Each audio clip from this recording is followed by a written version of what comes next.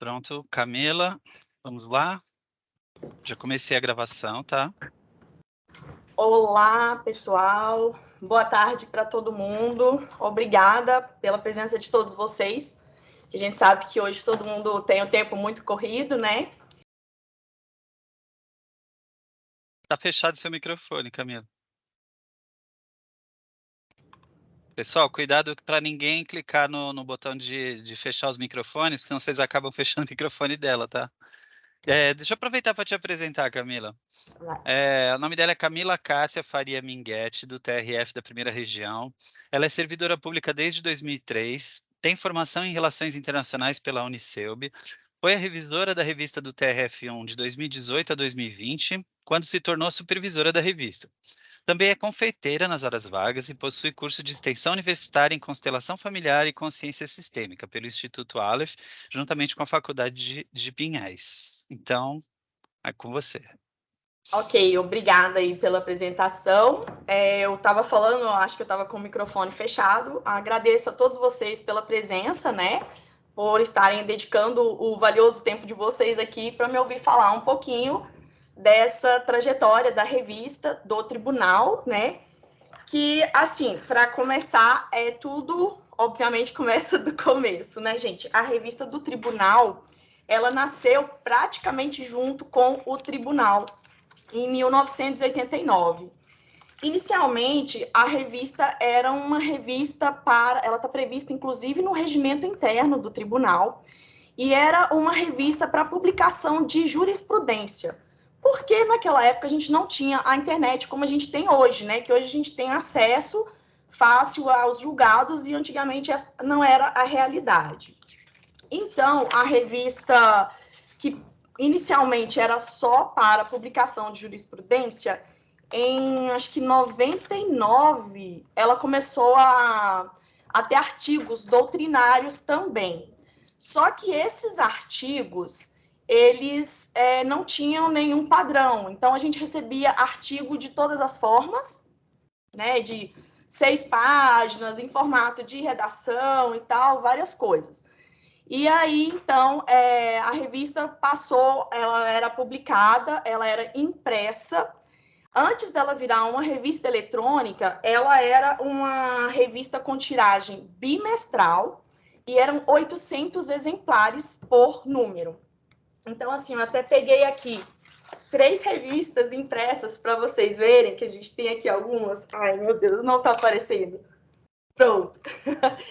Antigamente, a revista era isso aqui, né? E aí, a gente, visando a modernização, né, a questão da sustentabilidade também, a revista virou um periódico eletrônico, que ela também se torna algo mais acessível a mais pessoas. Você pode acessar a revista de qualquer lugar que você estiver no planeta. Bom, essa transformação da revista para ela virar uma revista científica, ela aconteceu no começo de 2020. O primeiro número foi em abril de 2020. E como ainda não tínhamos todo o processo que hoje a gente tem, que a gente construiu, foram convidados vários autores de nome no mundo jurídico, como Maria Silvia Zanella de Pietro, Canotilho, Ives Gandra. Tem no primeiro número nomes como esses na nossa revista, né, que foram autores convidados. E a revista passou, então, a ser uma revista de publicação quadrimestral. Ela sai de 4 em 4 meses. E essa mudança, a gente teve que criar algumas coisas. Na verdade, eu vou passar assim, o que a gente fez, como foi que a gente criou, porque também a gente pegou o ano que foi a pandemia, né? Eu virei supervisora em janeiro de 2020 e em março fechou tudo. E a gente, assim, não tinha muito por onde começar, não sabia como fazer, e foi feito todo esse trabalho. Assim, a gente tem uma lei que a CAPES determina, né? Ela tem um regramento, que é o relatório Qualis periódicos, que ela indica todas as coisas que a gente tem que cumprir para ser avaliado. Inclusive, tudo o que a gente precisa fazer para estar em cada extrato.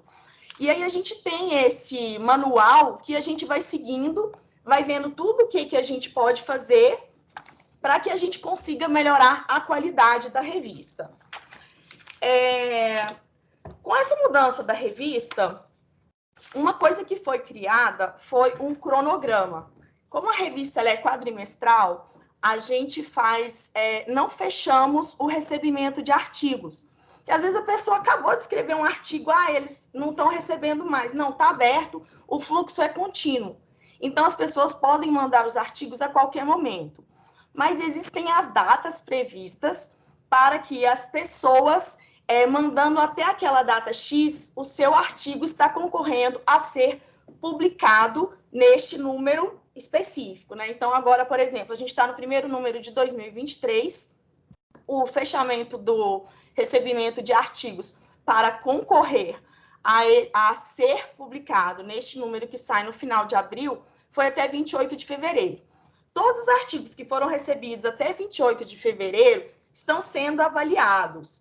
Mas, assim, vou falar uma coisa para vocês. Na verdade, a maioria esmagadora dos artigos que vão entrar nesse número agora, no final de abril, são artigos que a gente já está trabalhando há mais tempo, que eles já tinham sido recebidos em outro momento, né? Porque, assim, é um processo demorado. A gente recebe o artigo, a gente tem que fazer uma primeira avaliação para ver se o artigo atende os critérios mínimos de forma, número de páginas, referências bibliográficas. Depois, a gente faz uma avaliação pela equipe editorial para ver se o artigo já é rejeitado ou se ele segue para o processo de avaliação.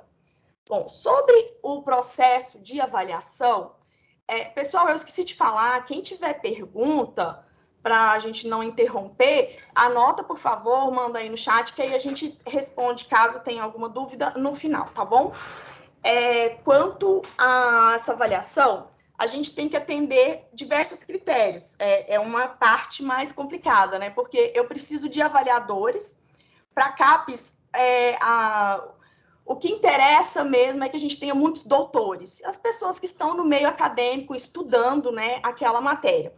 A revista, ela obviamente, por se tratar de uma revista do tribunal, é uma revista com foco no direito aplicado, mas também a gente não deixa de receber artigos de outras áreas, como sociologia, áreas das ciências humanas, né? Então, assim, quanto aos avaliadores, os avaliadores, a gente tem que atender também o critério de exogenia, que é algo que conta muito para a CAPES. A exogenia a nossa revista, a nossa sede é aqui no DF. Então, obviamente, a gente tem muito mais contato aqui no DF. Só que se chega um autor aqui do DF, eu preciso conseguir avaliadores que sejam de outras localidades, para a gente dar vazão, né, geograficamente falando, não ficar centrado só aqui. DF e São Paulo, a gente tem muitas pessoas cadastradas de São Paulo, então a gente vê isso, o autor, ele é aqui do DF, a gente vai pegar um avaliador lá de Roraima, o outro avaliador do Rio Grande do Sul, para cumprir os critérios de exogenia. Aí, outra coisa importante também é se o autor é mestre, a gente não pode colocar, tem que ser mestre minimamente. Se um autor é doutor, quem vai avaliar ele é um doutor. Então, às vezes, a gente não tem parecerista cadastrado no nosso sistema que atenda a isso que a gente precisa. Aí, o que a gente faz? Aí entra também um trabalho que, às vezes, a gente aciona as bibliotecárias, né, que eu trabalho na biblioteca, elas fazem pesquisa para a gente dos avaliadores que são experts, doutores, mestres, pós-doutores, às vezes, naquele tema, tipo, eu estou com um artigo aqui de direito agrário, eu não tenho ninguém que atenda todos os requisitos, ele tem que ser doutor, ele não pode ser do estado de São Paulo. Aí as meninas fazem pesquisa nos livros de direito agrário e indicam os autores, e a gente faz um trabalho, assim, é um trabalho de cara de pau, que eu falo. A gente tem que ir atrás, você tenta descobrir o e-mail da pessoa, o WhatsApp, fala com ela, se apresenta, convida. Geralmente as pessoas recepcionam muito bem, quem é do meio acadêmico faz por amor mesmo, a gente sabe, e aceitam os convites. Às vezes, esses dias mesmo, eu acho que ela está até aqui acompanhando a gente, uma professora, ela passou um tanto de contatos de professores, colegas dela, para comporem o quadro também de avaliadores da revista. Eu entrei em contato com eles, cadastrei todos eles, que assim, é uma coisa que eu sempre falei com o meu colega, a gente quer dar eu vi que a Mônica está aí, a gente tenta dar um tratamento muito pessoal para a revista. Existem pessoas aqui, eu vi que alguém perguntou quantas pessoas na revista, nós somos, de fato, assim, 2 pessoas, né, a supervisão e revisão, mas a gente conta também com o trabalho de colegas de outros setores e aqui do próprio setor. Como, por exemplo, a revisão das referências bibliográficas é feita pelas bibliotecárias aqui da revista, porque elas que têm o conhecimento técnico para fazer a revisão disso que a gente recebe aqui, né? Então, por exemplo, o certificado que a gente faz é outro setor, um setor do tribunal, que já tem lá os programas, que entende, a gente passa os nomes, eles fazem os certificados. Então, assim, somos 2 pessoas na revista, mas é um trabalho de várias outras pessoas fora também do núcleo da revista. Aí, voltando à avaliação, quando estava falando essa questão pessoal, assim, inclusive a gente recebeu uma vez um e-mail de um autor elogiando o trabalho da revista, porque ele disse que a gente foi muito eficiente, que a gente respondeu todas as vezes ele, e que ele tinha retorno, porque ele várias vezes ele se inscrevia para revistas e ele nunca tinha um retorno de nada. Então, eu acho que é muito importante a gente ver que quem está mandando aquele artigo ali por meio eletrônico para a gente é uma pessoa. E a revista, ela precisa de pessoas para funcionar. Eu preciso que pessoas queiram escrever para a minha revista e eu preciso que os avaliadores sintam vontade de avaliar para mim os artigos que eu recebo para a revista. Então, assim, a gente não fecha, tipo, só doutor que pode mandar artigo. Não. A gente recebe artigos de pessoas que ainda estão fazendo curso de direito, por exemplo, e muitas vezes a gente é surpreendido, inclusive, assim, que são artigos muito bem escritos, muito bem revisados e que são publicados, né? Aí, isso que eu falei, gente, é um pulo do gato, assim, que, por exemplo, a gente tem lá a tabela com os pareceristas. Eu nunca vou mandar, eu recebi um artigo aqui de direito agrário, aí eu vejo que tem uma pessoa cadastrada lá como parecerista e mando para ela e fico esperando a resposta dela. A gente faz primeiro um contato por e-mail, a gente avisa aquele avaliador que a gente recebeu um artigo no tema que ele está cadastrado, a gente manda um resuminho do artigo para ele e ele fala se ele está disponível ou não. E aí, ele falando que está disponível, que a gente vai lá no sistema e designa ele como parecerista daquele artigo. Por quê? A gente ganha tempo com isso. Se eu coloco uma pessoa sem consultá-la se ela pode antes, ou às vezes nem a área do tema dela, enfim, eu vou ter que ficar esperando quanto tempo até essa pessoa não responder, não fazer avaliação, e aí depois eu tenho que arrumar outro parecerista, né? Então, a gente sempre tem esse contato, assim, bem próximo com os nossos autores e com os nossos pareceristas. Então, eu falei do cronograma, a revista quadrimestral. Nos 2 primeiros meses, os artigos que chegarem concorrem para aquele número, mas eu já disse que não necessariamente eles vão entrar para esse número que eles mandaram dentro da data, né? Eles geralmente ficam para o próximo número, por conta da demora de todo o processo de avaliação, devolução, né? O autor devolver para a gente. A gente criou também uma tabela no Excel, porque assim, a revista ela é divulgada pelo OJS, né, Open Journal Systems, que é uma plataforma, um software de organização, de gerenciamento e publicação dos artigos que a gente recebe. Então, essa plataforma, ela é muito boa, assim, ela mostra tudo pra gente, a gente recebe todas as notificações por e-mail, quando a gente recebeu um novo artigo, quando alguém fez um comentário, anexou algum documento, fez avaliação. Só que, quando a gente tem essa tabela no Excel, eu acho que a gente faz de uma forma mais organizada o trabalho. Daqui a pouco eu vou mostrar para vocês, compartilhar a tela do sistema OJS. Acredito que alguns aqui já conheçam, né? Que, inclusive, esses dias eu vi no site da ABEC que o Brasil é um dos maiores usuários desse sistema, né? Então, assim, a gente recebe o artigo, Aí chega lá no e-mail, um novo artigo foi submetido. A gente faz essa avaliação prévia para ver se vai mandar ele para avaliação ou não, né? Aí, quando os avaliadores, eles fazem a avaliação, a gente recebe o aviso também. Aí, uma coisa... Às vezes, gente, eu tô falando alguma coisa que é óbvia aqui, mas assim, quando eu comecei na revista, a gente não tinha instrução nenhuma de como que era, ainda veio essa coisa da pandemia.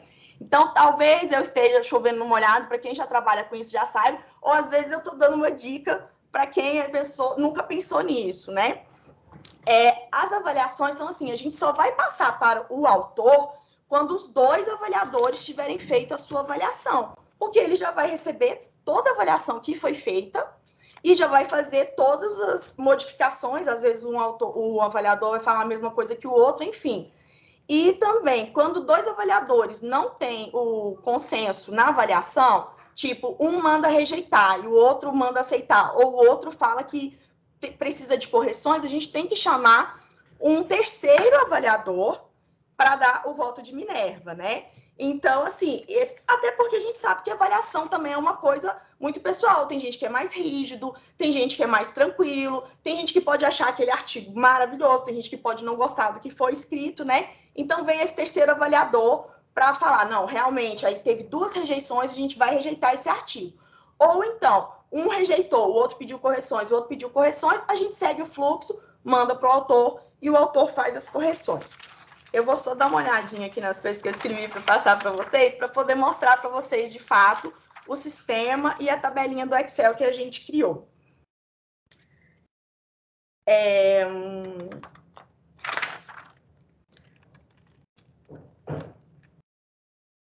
Gente, desculpa, eu estou um pouco nervosa, nem apareceu, né? Enfim, uma coisa que eu sempre falo com meu colega também, que eu acho importante frisar. O nosso trabalho também é um trabalho de cobrador, gente. A gente que acompanha, a gente que está ali no dia a dia, na lida com os artigos, a gente tem que cobrar. A gente tem que entrar em contato com o avaliador, porque às vezes ele esqueceu que ele tinha que fazer aquela avaliação. Os avaliadores são pessoas como você e eu, que a gente trabalha, a gente, sei lá, dá aula fora, tem um tanto de outras coisas na vida, a pessoa se dispôs a fazer aquela avaliação para a gente e às vezes ela esqueceu. Então, você tem no sistema lá, você manda o lembrete para ele, aí a pessoa às vezes não viu, porque muitas vezes o que acontece? Os e-mails que são enviados pelo sistema da revista, eles caem na caixa de spam.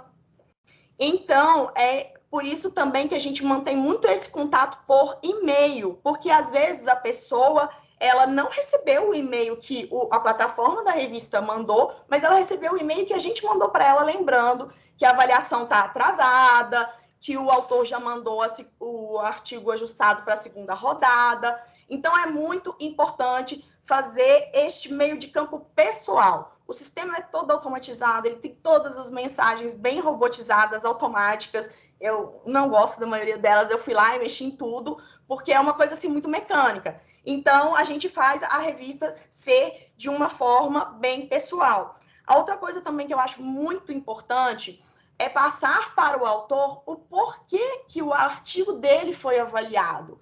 A pessoa está ali, ela tem interesse em publicar na nossa revista, às vezes ela até precisa, ela está fazendo um curso de mestrado que pede que ela faça uma publicação numa revista científica, então ela necessita dessa publicação, e o artigo dela foi avaliado, a gente foi rejeitado, perdão, nem fala por quê, a gente tem que dar um retorno para ela. Olha, você não cumpriu os critérios mínimos, tem que ter no mínimo 10 páginas, o seu artigo tinha só 6, você não indicou as referências bibliográficas, ou questões de conteúdo, né?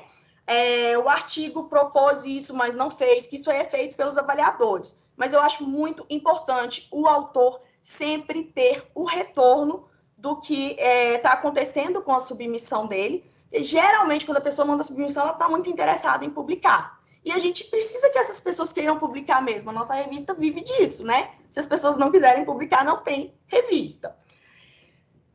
Aí, outra coisa que eu coloquei aqui também, a importância do certificado, né? A gente faz um certificadozinho, ele não é impresso, ele é enviado online para os autores e os pareceristas. E, assim, às vezes, para uma pessoa isso pode parecer uma coisa boba, mas, assim, é importante para aquela pessoa. Imagina, o cara está ali no curso de Direito, acabou de começar a escrever muito bem, o artigo dele foi publicado na revista do Tribunal Regional Federal da Primeira Região, e ele tem um certificado falando que ele foi autor, que saiu um artigo dele nessa revista. Isso é importante para ele ter um certificado, e também para os pareceristas, que eles gostam de colocar no currículo Lattes. Tem também parecerista que falou para mim assim, eu gosto de avaliar porque eu vou me mantendo sempre na ativa, né, vendo artigos, lendo o que está mais moderno e tal, porque às vezes a pessoa continua no meio acadêmico, às vezes ela tem ali seu mestrado, seu doutorado, mas não está mais ali naquele meio. Então, mais uma vez, só para frisar essa coisa que eu acho que foi uma coisa assim bem importante que a gente fez, disso de tornar a revista uma coisa humana, digamos assim. Eu vou mostrar para vocês agora aqui o sistema da revista, né? Vou compartilhar a tela. Deixa eu compartilhar aqui. Tá todo mundo vendo aí esse senhor simpático, capa da última revista, né? Acredito que sim. Então, aqui é a parte da revista, a parte inicial para todo mundo que entre. Na revista vai ver isso aí. Aqui a gente tem a capa da última revista que foi publicada, que saiu no final de dezembro do ano passado. Os artigos que saíram nessa revista. Gente, inclusive, a nossa revista, ela continua publicando jurisprudência também, tá? Porque como ela está prevista no regimento interno do tribunal como uma revista de publicação de jurisprudência, a gente continua fazendo a seleção dos julgados mais relevantes que acontecem no tribunal nesse período da publicação e eles saem aqui. Aqui tem os artigos, né? Eu acredito que muitos já conheçam esse sistema. Você entra aqui no artigo, aí tem, inclusive, assim, os downloads que as pessoas fizeram, informações da biografia do autor, e você pode baixar o PDF e ler e compartilhar. Inclusive, gente, aproveitando aí, quem tiver mestrado ou doutorado e quiser se candidatar para ser avaliador, a gente não paga salário, mas a gente dá muito amor e carinho aqui, viu? Agora, aqui, quando a gente entra, painel de controle, que é aqui onde a gente faz o acompanhamento de todas as submissões. A gente já tem algumas submissões aprovadas. Inclusive, esse processo de avaliação, a gente faz ele todo pelo sistema da revista. Só que quando chega na parte de que a gente vai mexer no artigo, a gente vai fazer a revisão dele, revisão de texto, revisão de referências, montagem dele, porque o artigo ele vem, o autor manda, sem identificação alguma, né? Os avaliadores não sabem quem é o autor ou são os autores, assim como os autores também não sabem quem são os avaliadores, para garantir a imparcialidade na avaliação. Aí a gente, depois que ele foi todo avaliado aqui no sistema da revista, a gente monta ele fora da revista, a gente trabalha fora da revista, que a gente achou que é mais simples do que fazer esse processo aqui pelo sistema da revista. E aí, quando a gente pega aqui uma revista, um artigo que já está aprovado, deixa eu ver isso aqui. Ele teve a submissão, a pessoa manda a folha de rosto separada, né? Como eu falei, tem que manter, não pode saber quem é o autor. Aí o artigo, ele passa pelo processo de avaliação, tem as avaliações, primeira rodada, aí esse aqui, inclusive, teve uma rejeição, mas o outro mandou aceitar, e aí o terceiro pediu correções, aí na segunda rodada teve as correções, o avaliador aceitou, e aí é um artigo aceito. Assim, sempre também que acontece algum evento aqui no sistema, a gente já faz logo, nossa, o último avaliador já avaliou, pronto, esse artigo já está aprovado, vamos trabalhar nele, para a gente não perder tempo, né? Aqui, basicamente, é isso. Para quem não conhece o OJS, é esse sistema aqui, né, que eu mostrei a cara da revista. Isso aqui é só quem é avaliador ou autor vê de uma forma diferente, porque aqui a gente, a equipe editorial, tem esse controle sobre os artigos. E agora eu quero compartilhar com vocês a tabela do Excel que a gente criou para fazer este controle. Como eu falei, tudo o que acontece aqui, o sistema ele avisa para a gente. A única coisa que ele não avisa é quando um avaliador está atrasado. Ele não manda e-mail, ó, avaliador tal, tinha que ter avaliado até o dia 22, hoje é dia 23. Não, infelizmente ele não faz isso. Então, a tabela ela também ajuda muito a gente a fazer esse controle. Deixa eu compartilhar com vocês a nossa tabelinha aqui.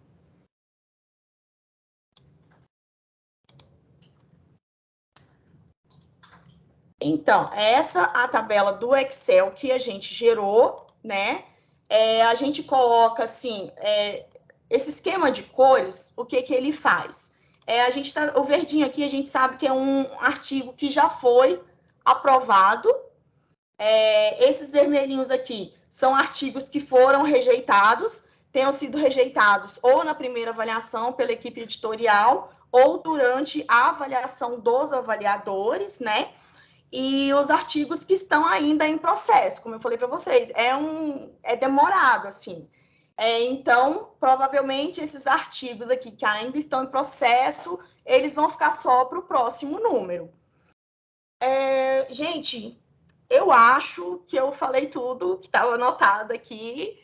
Eu queria saber se alguém tem alguma pergunta para fazer, se tem alguma dúvida, ou também, qualquer coisa, o nosso e-mail está à disposição para vocês entrarem em contato com a gente. Quem tem revista aí para a gente trocar a figurinha também, que a gente também está crescendo, viu? Oi, Camila, muito obrigado pela sua apresentação. A Marília gostaria de falar alguma coisa, né, Marília? Está com o microfone fechado, Marília. Está desligado. Primeiro, agradecer a Camila. Obrigada, Camila. E só para complementar algumas coisas que a Camila falou, em relação ao histórico da revista. Quando, em 2019, o diretor da revista era o desembargador Amilcar, o atual presidente do tribunal, e nesse momento a revista passou a ser subordinada da nossa divisão. Então, a proposta de que ela passasse a ser por formato eletrônico e diminuísse, aliás, reduzisse demais os custos da revista foi aqui da Digib. Isso eu estou falando para vocês porque, como eu falei também no evento, que a gente tem que ter as nossas iniciativas de atividades na biblioteca, né? Então, foi uma proposta nossa da Digib, a gente reduziu o custo da revista, eu acho que em torno de 120 mil anuais, alguma coisa assim, mais de 100 mil, entre 100 e 150 mil reais por ano. E quando a gente começou com a revista, antes da revista ser eletrônica, a Camila, que trabalhou na revista quando ela era em papel, parece que, se não me engano, Camila, a gente tinha que pedir, pelo amor de Deus, para as pessoas publicarem na revista, né? Então, era assim, ou a gente publicava o que era algum parecer, o que o desembargador ou o juiz mandava, algumas coisas sem critério algum, e a gente tinha que pedir, pelo amor de Deus, para as pessoas publicarem. Depois que ela passou a ficar no formato eletrônico, a gente aos poucos não passou a não ter mais essa necessidade, porque mesmo que a gente ainda não tinha uma nota Qualis, as pessoas queriam publicar na revista do TRF1, porque ela já estava alcançando os critérios Qualis, né? Então a gente teve a gente ficou muito firme em alcançar todos esses critérios Qualis. A Camila, como supervisora da revista, ficou bem firme com os autores, né, Camila? Porque realmente tem os critérios a Camila pode falar melhor do que eu quais são esses critérios, mas a revista ela tem um formato bonito, os artigos eles são muito bem diagramados, a revisão da revista ela é muito bem feita, a gente não entrega as referências bibliográficas de qualquer jeito, né? Então a gente passa pela revisão dos bibliotecários aqui da biblioteca, passa pela revisão de citações, das próprias regras da ABNT em relação às referências bibliográficas. Então, depois eu vou passar para a Camila para ela dizer quais são os critérios Qualis que a gente precisa atender.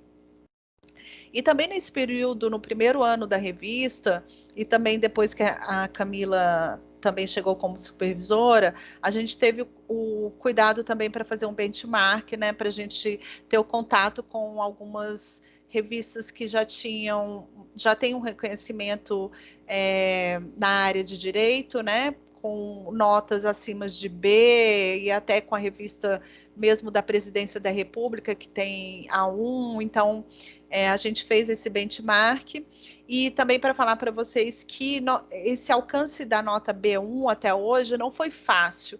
A gente procurou entrar em contato com a CAPES 1 milhão de vezes, e o contato com eles é muito difícil, aí para entender o que a gente achava assim, não, olha, a gente já tem esses critérios, o que falta mais? Pelo amor de Deus, para vocês tirarem a gente da nota C, que a nota C é qualidade editorial 0, né? Então inexistente. A gente inexistente, que a gente tinha lá essa nota horrorosa lá. Então a gente entrou em contato com algumas pessoas, tal, a gente dependendo do diretor da revista, que até hoje a gente já passou por 3 diretores, doutora Milka, doutor Nepton, e agora, né, Camila? Acho que esse é o nosso 3º diretor em eletrônica, eu acho. Então, assim, cada diretor também tem as suas particularidades, né? Então, essa nota que a gente alcançou agora de B1, que a gente teve essa nota esse ano, nós ficamos surpresos, porque a gente achou que a gente só ia alcançar daqui 4 anos alguma nota, porque a CAPES agora, a avaliação é quadrienal, né? Quadrienal. E então a gente ficou muito feliz de receber esse resultado, porque a gente viu que a gente está tendo um alcance, né?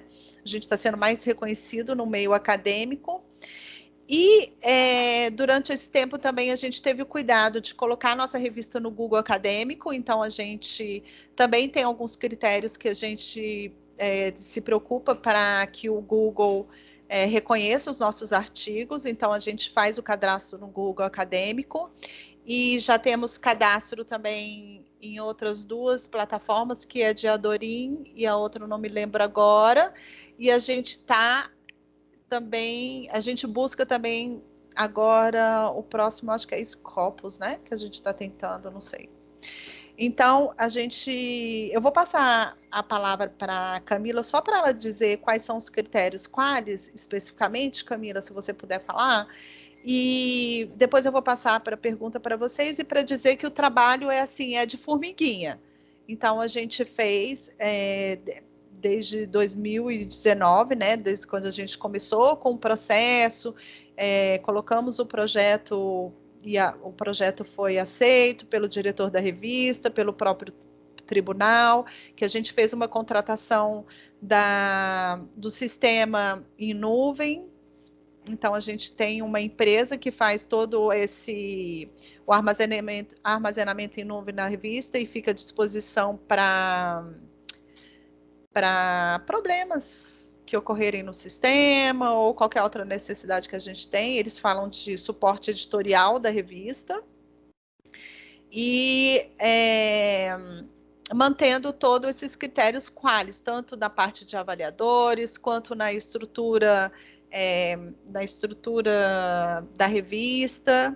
Então, a nossa proposta daqui para frente, depois que a gente receber B1, é manter essa qualidade e aumentar, na verdade, a qualidade, vendo o que a gente pode melhorar para passar para a nota A daqui 4 anos.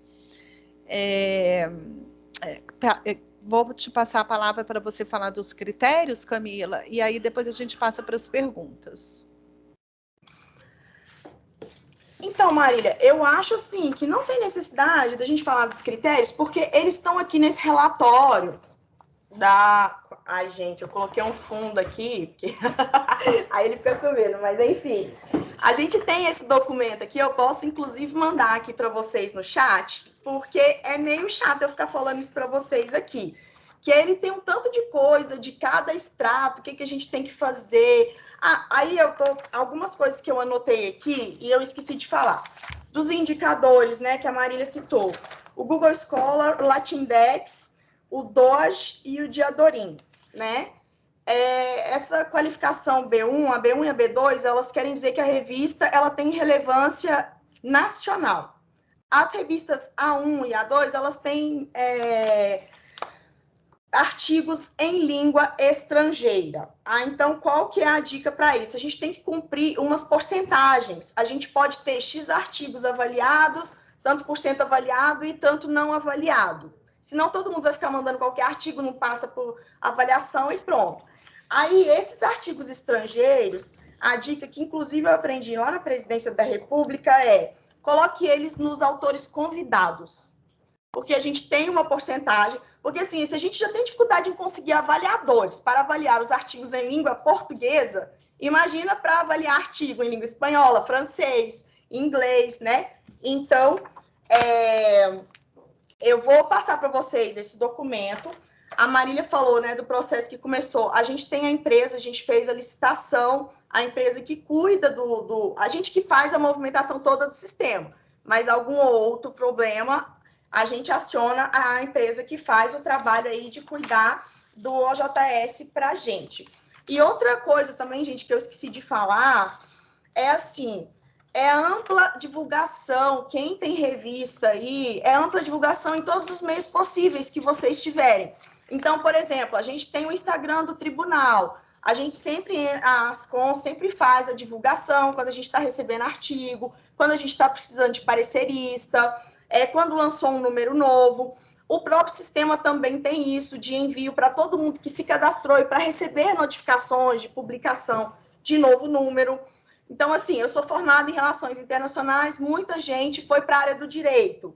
Aí eu peguei todos os meus amigos, eu tinha uma amiga minha, que a mãe dela é juíza, me passou um tanto de contato, então pega isso, vai aí, a professora tem um contato aí de um colega que é foda naquele... desculpa, gente, falei palavrão.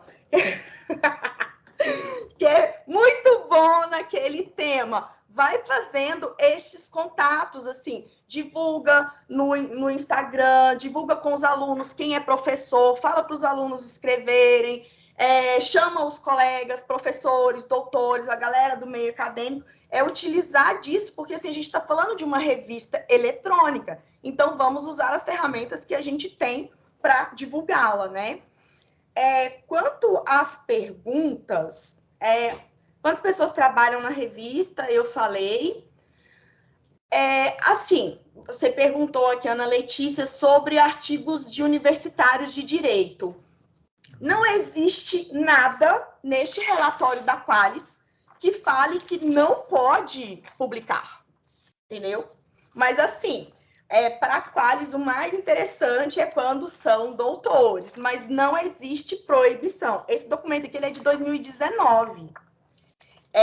Então, assim, a gente não sabe se eles pensam em fazer alguma atualização, mas é uma forma também da gente proporcionar que pessoas, não só os doutores, não só quem já está no meio, mas também quem está querendo entrar possa publicar, possa divulgar o seu trabalho, né?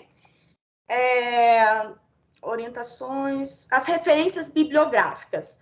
As referências bibliográficas, elas seguem as normas ABNT, né? Existe, assim, em tese, a gente gostaria que todo mundo já mandasse as referências bibliográficas corrigidas, acertadas, mas todo mundo que não é bibliotecário sabe como que é difícil referências bibliográficas, né, gente? Então, por isso mesmo que as meninas bibliotecárias que fazem este trabalho, elas seguem as regras, né? E todo mundo tem que, em tese, já deveria ter feito seguindo aquelas normas. Aí, nisso aí, até a Marília consegue falar melhor do que eu, porque ela que é técnica no assunto. E a tema livre ou específico. O que que acontece? Quando a gente começou, que a gente era uma revista C, aí a gente chegou a pensar sobre delimitar tema. Aí, digamos que eu falo assim, não, vamos fazer só de direito constitucional. Gente, eu estou fechando, o mundo do direito é gigante. Se eu for fechar para um tema só, aí eu vou excluir uma galera que tem artigos maravilhosos de outros temas para poder mandar para a gente. Então, a gente não fechou o tema. Mas, por exemplo, o desembargador, ele está querendo fazer números específicos de um tema, tipo direitos humanos nesse número. Aí a gente receber somente artigos. O que é mais complexo nisso de delimitar o tema é esse recebimento. Se eu faço uma divulgação que eu estou querendo só artigos de direitos humanos, por exemplo, eu preciso fazer ela com bastante antecedência, para dar tempo das pessoas que ou já têm um artigo pronto, que é muito difícil, né? Alguém tem um artigo pronto na gaveta, ou fazer o seu artigo e mandar para a gente dentro desse tema. Mas, assim, dá para fazer essa delimitação para um número específico, um tema, mas a nossa experiência assim, de fechar o tema é isso, a gente vai tirar um tanto de gente que gostaria de estar com a gente, de publicar, de participar e de avaliar. Tinha gente com a mãozinha levantada, quer fazer pergunta aí também? De um exemplo de certificado. Francine? Onde que você viu? Ai, nossa, eu tenho Mas assim. Pode falar, Francine. Oi, Marília, lembra de mim? Foi daquele do universitário. Tá bem baixinho o seu tá som, bom, Francine. Não é. Tem duas pessoas falando, gente. A Francine primeiro, Eliana, você pode. Ah, não, é porque ela tá em destaque aqui, a Eliana. Melhorou? Tá Não, baixo, Francine, você pode tá falar mais muito alto. baixo.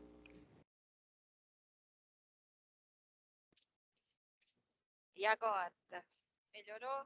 Melhorou? Melhorou um pouquinho. Se você falar bem perto do microfone, acho que fica melhor. Ó, e agora, tá bom? Dá para ouvir. Primeiro, eu gostaria de agradecer a quem me mandou o convite para entrar nessa reunião foi a Daniele, aqui do TRF6. Eu quero agradecer primeiro também a Marília, que nos recebeu um dia, né, Marília? Nós ligamos para você, fizemos uma videoconferência. Nós estamos começando do zero, o Tribunal Regional Federal da 6ª Região é novo. A escola está começando agora, a Escola da Magistratura, e nós ficamos com a revista também. Ou seja, nós estamos no início do início. E a nossa primeira edição da revista, de acordo com o desembargador, diretor da escola, será composta por artigos ou votos dos desembargadores. Seria uma espécie de número inaugural. Será que esse número ele impactaria na futura avaliação dessa forma? Não passa não, porque o que conta para a CAPES são artigos científicos. Esses artigos são inéditos, né? Não pode ser algo que já foi publicado em algum outro lugar. Então, assim, esse número, ele seria, como você falou, um número inaugural para vocês começarem os trabalhos, mas ele não entra para ser avaliado pela CAPES. Inclusive, esses critérios aqui, que eu vou passar aqui para vocês, esse relatório da Qualis, eles falam da revista também já ter um tempo anterior. Então, assim, você tem 4 anos até a próxima avaliação, para você conseguir cumprindo todas essas coisas, a porcentagem do número de artigos que tem que ter avaliação, a quantidade de artigo mínima que você vai ter que ter por número, a questão da exogenia, que é algo muito importante, o quadro de vocês, pede para os desembargadores que sejam doutores, mestres, se cadastrarem, chamar também os colegas que também tenham interesse, que tenham o diploma, né, de mestre ou doutor para poder participar. Esse cadastramento dos desembargadores, doutores, mestres e doutores, seria para o conselho editorial? Não, o conselho editorial é uma coisa e os avaliadores têm outra função. Mas os membros do conselho editorial podem ser avaliadores. Eu acho. Obrigada. Tá, ok, respondido? Então, pronto, tá? Quem era a Eliana, que estava com a mão levantada também. Só um minutinho, Francine. Sempre quando precisar de qualquer ajuda, Francine, você sempre sabe que a gente está. Então, assim, não fica ansiosa, tem 4 anos aí para ser avaliada. Vai, né, Camila? É mais ou menos o tempo que a gente teve para ser avaliada. Então, assim, é só você cumprir os critérios Qualis daqui para frente. Desconsidere esse primeiro número, mas não quer dizer que ele não seja importante. É um número importante e você está fazendo a mesma coisa que a gente fez. A gente colocou, né, pessoas com reconhecidas no meio jurídico. E eu sugiro até que vocês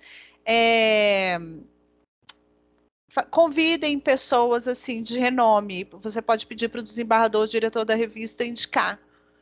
Mas lembrando que sempre com artigos inéditos. Tá? Ó, pela ordem de mão levantada aqui, a próxima é a Gisele. Gisele, quer falar? Oi, Camila, vocês estão me ouvindo? Tá baixinho também, Gisele. Pode aumentar o som aí ou falar mais alto. Tá, peraí. Ou falar mais perto do microfone. Vai vendo. Agora melhorou? Melhorou? Melhorou? Melhorou bem.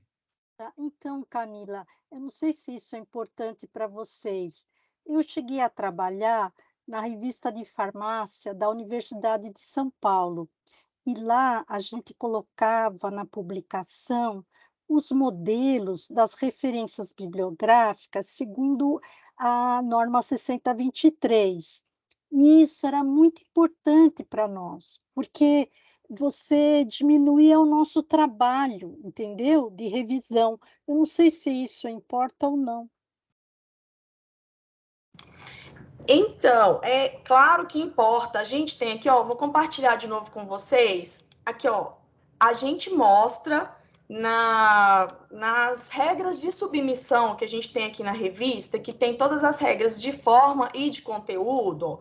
Quando você entra aqui na revista, submissões, as condições para submissão, as diretrizes para autores, a gente fala de formatação mínima, porque eles mandam para a gente no Word, só que vai ser utilizado um outro programa, né, que não o Word. Folha de rosto, e aqui a gente fala notas, citações e referências. O que acontece? Nem todo mundo consegue fazer isso aqui, gente. Parabéns pelo trabalho de vocês, bibliotecários, porque é difícil. Então, às vezes, a pessoa escreve muitíssimo bem, ela é muito...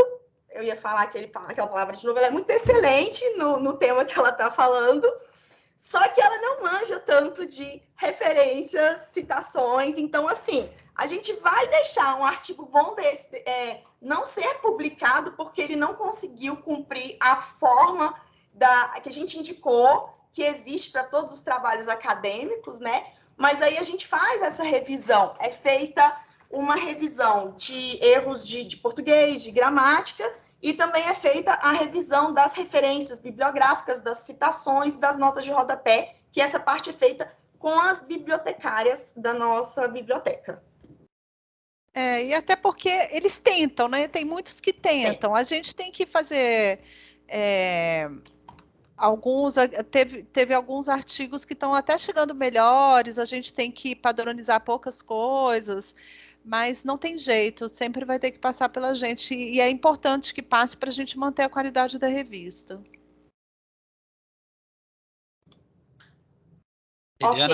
Eliana, gostaria de falar? Vou botar aqui o som. Boa tarde, pessoal. Eu sou Eliana Candeira Valois, trabalho na seção judiciária do Piauí, e eu parabenizo muito vocês de estar com a revista também em nuvens, né? Que eu acho que ganha muito mais em termos de evitar gasto com papel, né? Que está tão caro, né?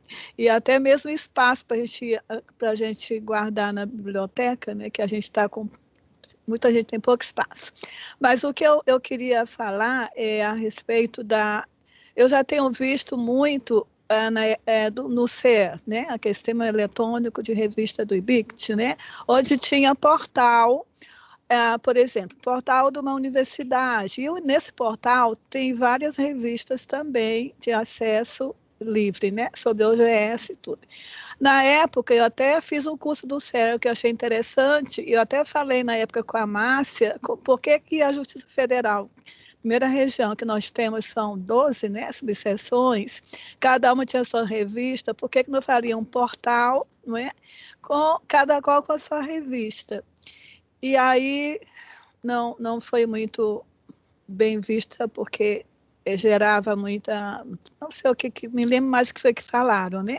Mas agora, como já foi feita a revista do TRF1, teria como mesmo a revista do TRF1 ter recebido o B1, poderia transformar num portal onde outras seções judiciárias também colocasse a sua revista.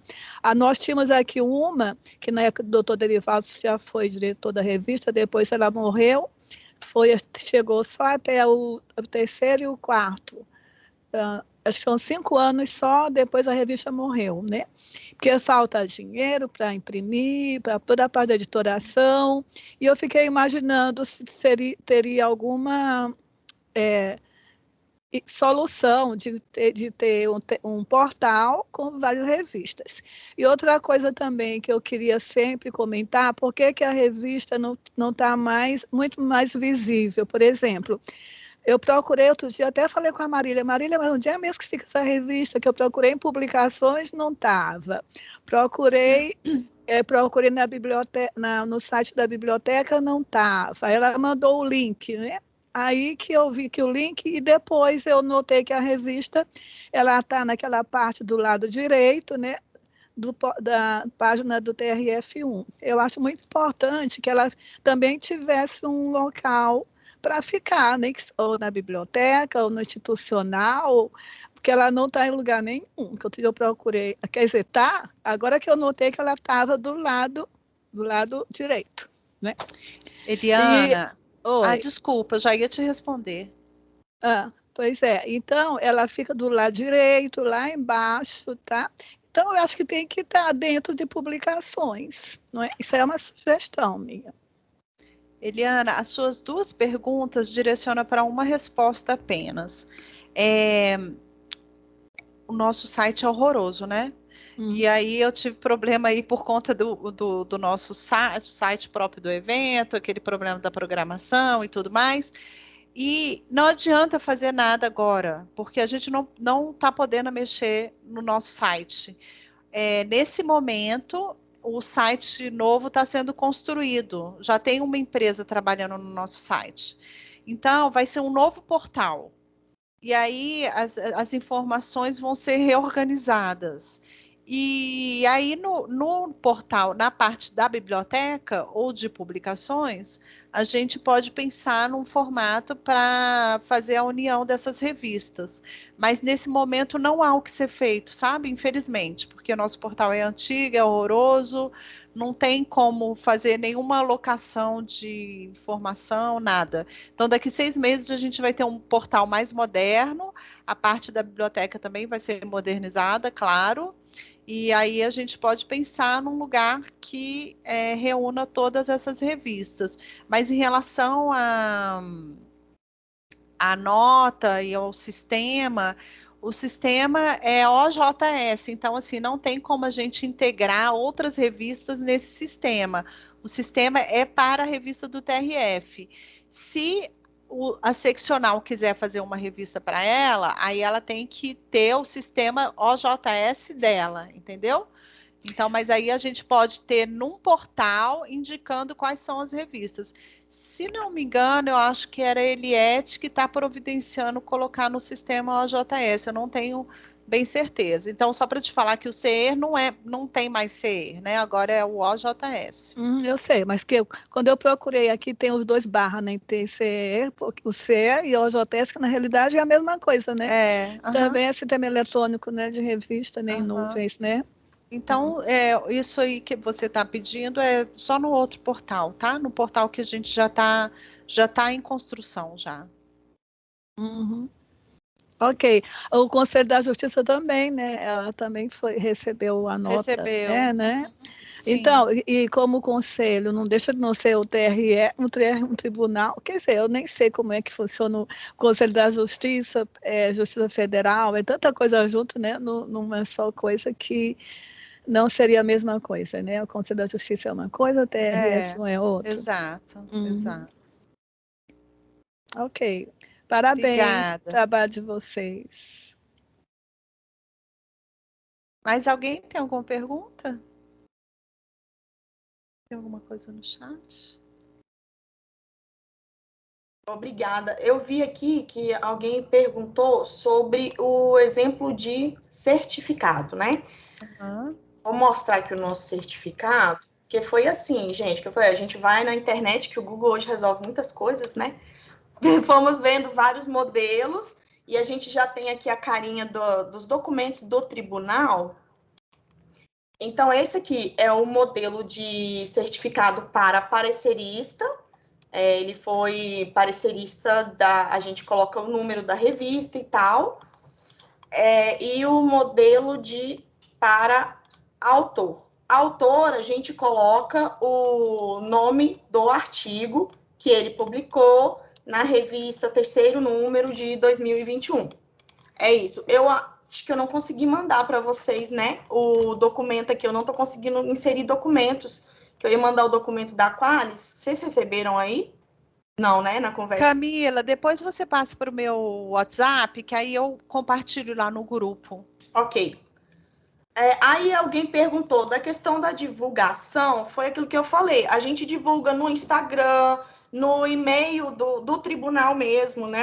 A gente tem a Ascom, que faz a divulgação por e-mail, pelo Teams, avisando que tem um novo número. Quando a gente está convocando pareceristas, a gente faz a divulgação, assim, de todas as formas possíveis que a gente conseguir, né? Nas redes sociais, nas redes internas do tribunal.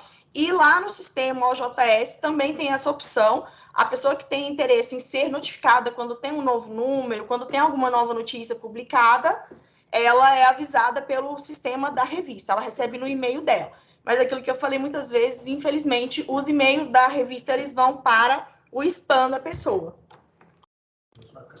Tá, outra coisa que eu queria saber é a respeito do DOI, né? Porque é um número que recebe, né, um artigo que é eletrônico.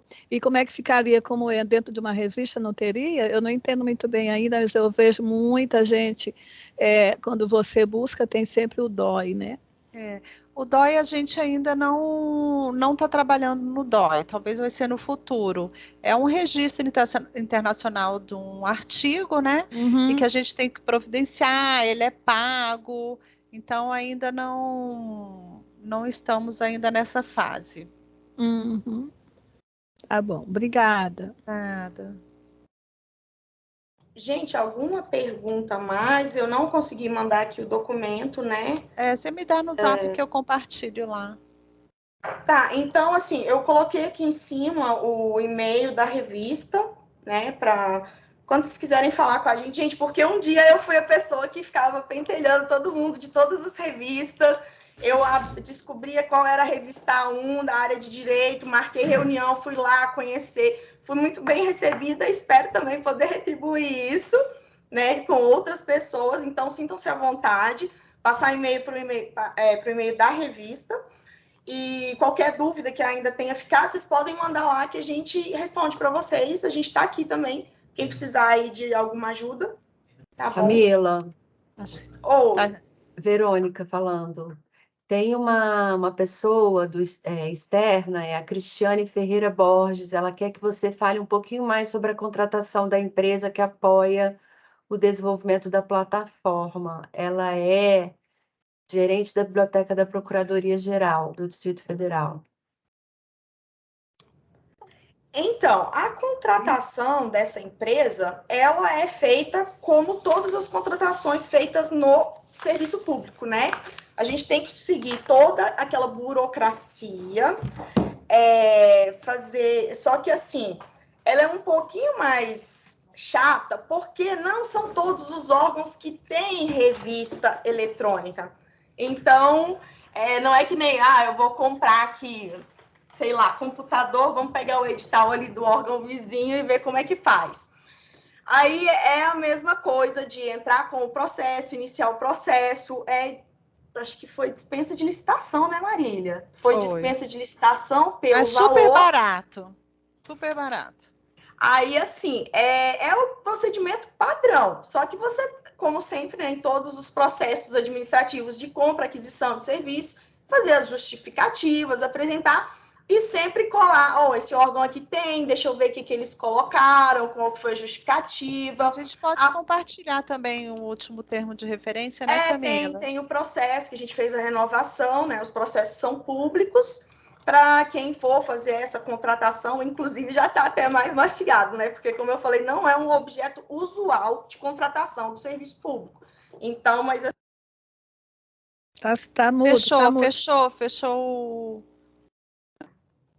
É a mão muito estabanada. É importante até falar, viu, Camila, que esse nosso processo foi o primeiro processo no tribunal de contratação em nuvem. E hoje, como ele deu super certo, a gente nunca teve problema nenhum, nunca precisamos da informática para nada, graças a Deus.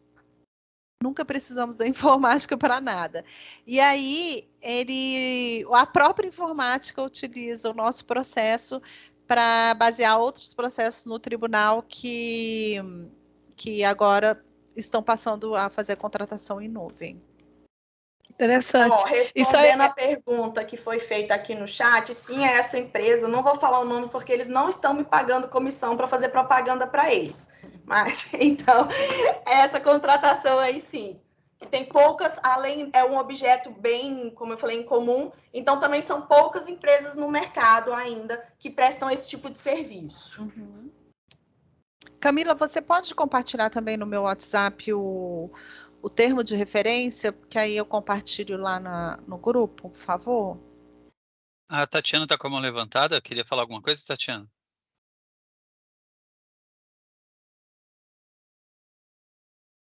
Oi, boa tarde.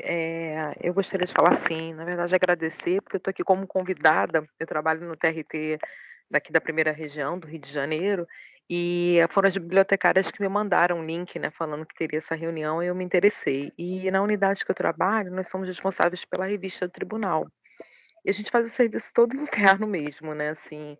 E aí eu gostei muito da conversa, agradeço aí pelo compartilhamento da informação, e a Marília falou que tem um grupo, né, e aí eu queria saber sobre esse grupo, assim, se eu poderia participar, porque vocês falaram, a gente não cadastrou nada assim no CAPES, temos interesse, mas ficamos com receio, né, assim, da avaliação e receber uma nota negativa, né? Não sei se é melhor ser avaliado, ter uma nota negativa ou não ser avaliado, né? Internamente a gente conversou, mas acho que é importante, né? Tatiana, esse é o nosso grupo de bibliotecários. Eu não sei se você é bibliotecária? Não sou, foram as bibliotecárias daqui do assim, talvez você não se interesse, porque se você quiser, claro que a gente te inclui, mas talvez você não se interesse porque é muita conversa de biblioteconomia mesmo. Mas a Camila pode pegar aqui seu e-mail, se você preferir, e mandar para o seu e-mail. Ou você pode mandar um e-mail para a gente, que é revista@trf1.jus.br. E aí você pede esses documentos para Camila. Então, perfeito. Eu faço então assim. Tá bom.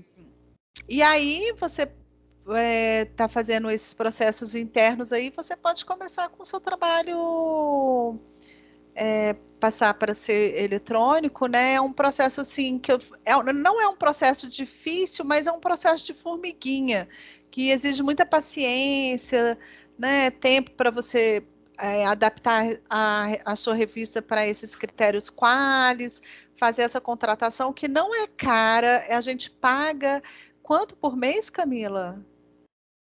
Acho que é uns R$600, R$690.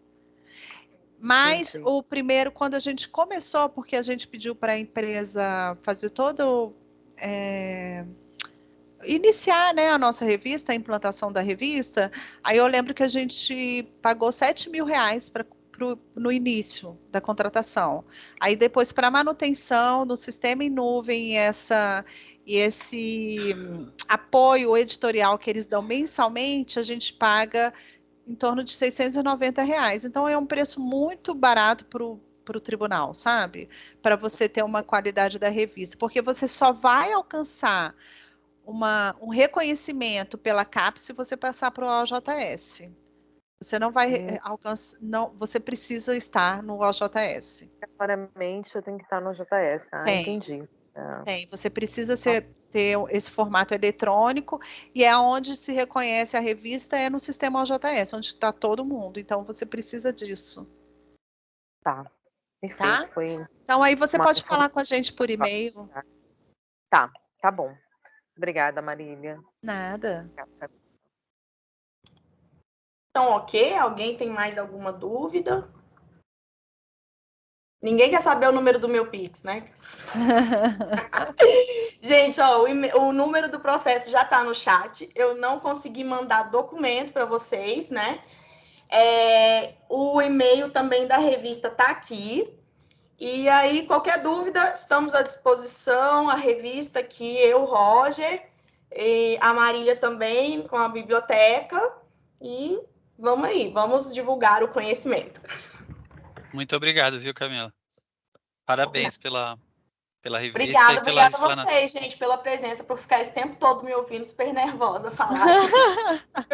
Foi ótimo, Camila. Então, boa tarde para todos, gente. Qualquer coisa podem mandar, tá bom? As Ai, dúvidas. peraí, a Ana Letícia quer fazer uma pergunta. Isso aí, gente. Eu só queria saber mesmo o acesso à gravação mesmo, como que a gente tem, porque o pessoal do meu setor de revista também queria dar uma assistida e não puderam vir. Boa tarde para todos. Né? Guilherme. Eu mando para vocês e aí e coloco aqui no chat também. Tá bem, obrigada.